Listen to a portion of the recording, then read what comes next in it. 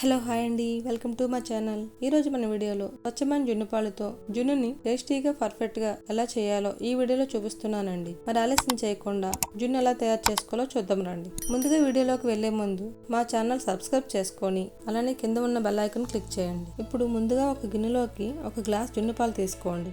అలానే వీడియోలో చూపించినట్లుగా ఏ గ్లాస్ తో అయితే జున్ను పాలు తీసుకున్నామో అదే గ్లాస్ తో ఒక గ్లాస్ నార్మల్ పాలు తీసుకోండి.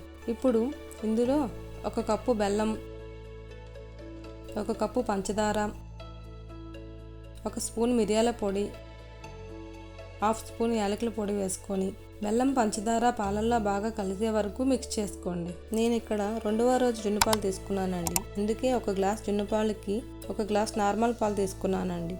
అలానే మీరు మొదటి రోజు జున్ను పాలు తీసుకుంటే ఒక గ్లాస్ జున్ను పాలకు 2 లేదా 3 గ్లాసులు నార్మల్ పాలు తీసుకోండి.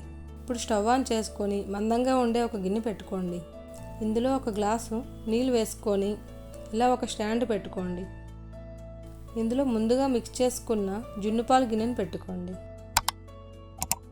ఇప్పుడు మూత పెట్టేసి మీడియం ఫ్లేమ్లో 20 to 30 మినిట్స్ కుక్ అవ్వనివ్వండి.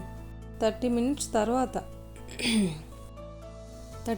తర్వాత వీడియోలో చూపించినట్లుగా చాక్తో కానీ స్పూన్తో కానీ ఒకసారి చెక్ చేసుకోండి. చూడండి, జున్ను చాలా పర్ఫెక్ట్గా రెడీ అయిపోయిందండి.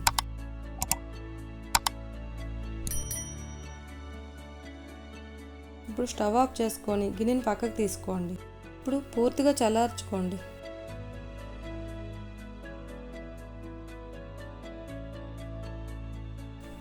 ఇలా చల్లారాక చుట్టూ ఇలా చాకుతో ఈ విధంగా తీసుకోండి.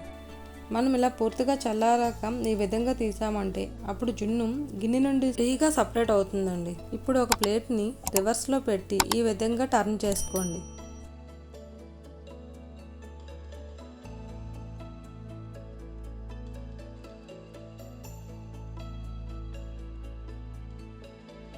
అంతేనండి, ఎంతో టేస్టీ జున్ను రెడీ అయిపోయిందండి.